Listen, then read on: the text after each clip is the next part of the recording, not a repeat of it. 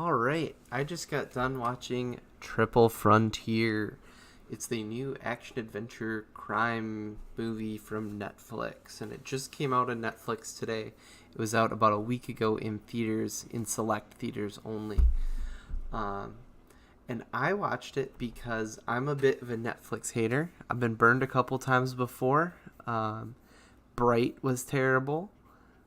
Uh, Deathnote was more than terrible. It was like insulting to the source material, and a couple other times Netflix just turns in like crap. Paradox, the Cloverfield Paradox was terrible.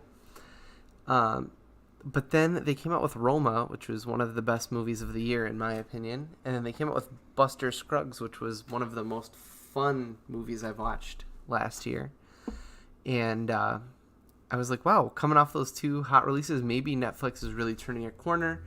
They're going to like come through with these like big, cool, fun movies that are really kicking butt. And boy, they did not come through with Triple Frontier. I was very disappointed. I thought, like I'm going to give them a chance. They burned me before, but they've worked their way back into my home. But this really stunk. Triple Frontier it's about these five dudes that go to South America, I think Colombia, but they don't really say, to fight a drug lord and steal. Actually, they just want to steal a drug lord's money and maybe kill the drug lord. Oscar Isaac is an ex-military guy who's a consultant for the Mexican army. I believe Mexican army or Colombian army. It's kind of unclear. They don't really explain it. The movie was shot in Colombia, but they do mention Mexico one time, so I can't really tell. I think it's supposed to be like right at the border of a couple countries. So he is the guy that finds this dealer and tries to convince his old gang from the U.S. Army that has retired to come and serve with him. So he gets Charlie Hunnam, who I think he's like the dude from Pacific Rim. He's a dude from Pacific Rim. I don't really know him very well. He gets Garrett Hedlund, who is the dude from Tron Legacy, if you've ever seen that. He gets Pedro Pascal, who is Whiskey from Kingsman 2. And he gets, of course, Ben Affleck, who everyone knows as Batman. But also a bunch of other things. So he gets those four guys to come down with him, and they're going to rob this drug lord. And you think like, oh, sweet, this is going to be like some sweet action movie. They're going to be having all these cool shootouts in the jungle. They're going to raid this compound. I thought maybe it was going to be like The Raid, which is an awesome movie. And boy, it is not like The Raid. Basically, this movie suffers a lot, and I'm not going to spoil it yet. I'll tell you when I get into spoiler territory, so I'll just talk a little bit about what didn't work.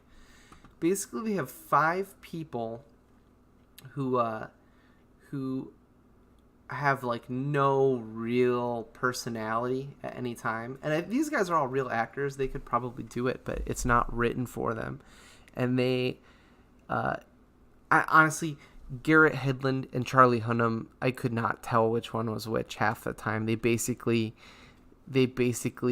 looked the same and sounded the same. One guy was supposed to be an MMA fighter, another guy was like some other thing. I don't know. It barely mattered. They all had like these little backstories, and they were supposed to be all friends from back in the past, but there was no real reason to believe all that. Ben Affleck is supposed to be like this hardworking dad who's down on his luck and had a divorce, but like his story's kind of dumb too. Oscar Isaac is just this danger hound out down south, being a consultant for the army, and Pedro Pascal is like a pilot, Catfish, the pilot, and he might have been one of my favorites.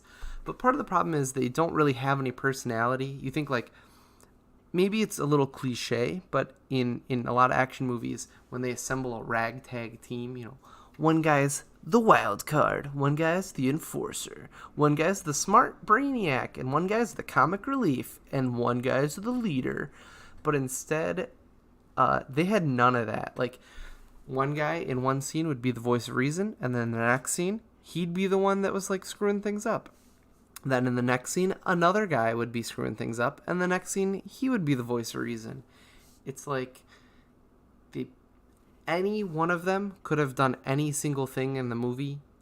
It wouldn't have mattered. You could have cut and pasted any of their names to any different scene. They had no continuing personality. There was nothing for them to do. And part of the problem was the script was kind of boring. Like they're set up to do this big action thing and a big heist, but really it's not much about a heist. It's like it's pretty boring. All of the things that happen in this are boring. The action scenes are not that exciting. At the beginning of the movie, they show you a big standoff where you see Oscar Isaac's character leading a SWAT raid, and that might be the best action scene in the whole movie. It's pretty cool. They didn't shoot things really that well.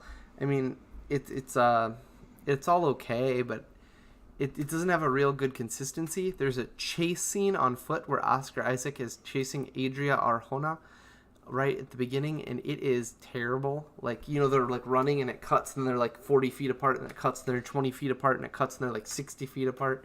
It like doesn't make any sense like that. I know at the end they're like driving and it's like the middle of night, and then literally 10 seconds later it's like starting to get light out, and then 10 seconds later it's like midday. It's like jarring.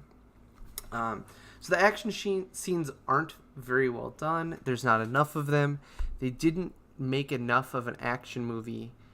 They kind of try to build more of this like let's see what happens with these five guys, and then they decided not to put anything interesting in that. Nothing interesting really happens. It's not very good. Yeah, and I can't tell you too much more without going into spoilers. So let me tell you what I liked. I really liked the setting. They shot in Colombia, and it was really cool to see like the Andes. It was cool to see like some of the towns. It was cool to see the jungle. You could tell they put some effort into shooting this movie and shooting on location. So that was pretty neat. And I think the cast is a really good cast. It's just they kind of wasted them. So it was cool to see all these dudes on the big screen. Adria doesn't have a very big part. She did fine, but she just wasn't in it as much as the five leads. So not to diminish her, but she's just not in it that much. So that was a triple frontier, which you can see is getting the 3 banner IMDb advert. So let me get into spoiler territories here. Spoilers are happening now. If you don't want this movie to be spoiled, which I don't know why you would care, turn off the video now.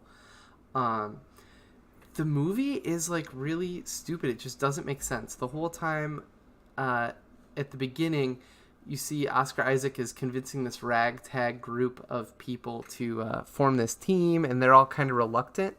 And they all go down there, and Ben Affleck, who's the most reluctant, says, yeah, I'll do it, I guess. And the other guys are like, yeah, we're in, man. We're gonna rob this drug baron. And they're all gonna rob this drug baron together. And then basically Affleck, who is the most against it, ends up being the most gung-ho. They start pulling money out of the walls. Basically, they're on a time limit. They've got like 20 minutes to get out of this house. And Ben Affleck's just like stabbing a knife into a wall, filling bags of money. And it's so comical. It's like there's so many bags of money. Like, they can't fit them all in one van. So they're thinking about maybe taking 2 vans. And they fill up so many bags of money that they've got a van full, and it's taking too much time. The actual physical weight of the paper is too much for them. I'm having a hard time playing this snake game and talking about this. And talking about it is way more important. But they absolutely just like take way too much money. And Affleck, who's the voice of reason and the natural born leader, becomes like the craziest about the money. And it gets to the point where they're in a helicopter, and the guy's like, the helicopter won't make it over the Andes without the weight of the money. And he's like, you're really gonna leave $200 million on the runway? Really? Come on, guys. And they're like, yeah, I guess it's right. Let's take it. And you're like, that helicopter is gonna crash. And then later they get closer to the mountain. We're gonna need to lose some weight. And he's like, really? You're gonna leave $50 million in the jungle? And it's like, that helicopter is not gonna make it.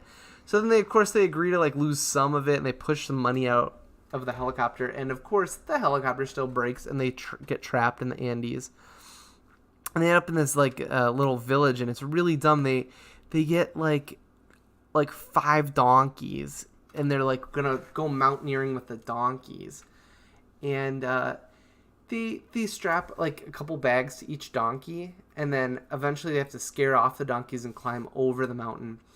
And they don't really have like mountaineering gear. They're just like in their regular like navy jungle boots and their coats and stuff that they've had the whole time, and they're just totally fine surviving. They have a little bonfire with the money, which is comical, I guess. And then they make it over the mountain, and then it seems like they have like double the amount of bags of money.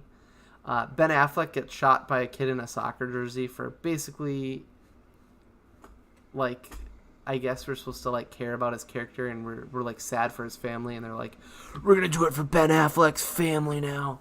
But basically they're all like super greedy the whole time, and they all act super irrational. And then at the end, Oscar Isaac is like, I'm not gonna kill any more people, and it's like, dude, you guys have been killing people the whole movie. Maybe just kill a few more to get out of this. And they're dragging Ben Affleck's body, and of course as they go along they keep losing more and more bags of money, and you can see, look, they're not greedy anymore.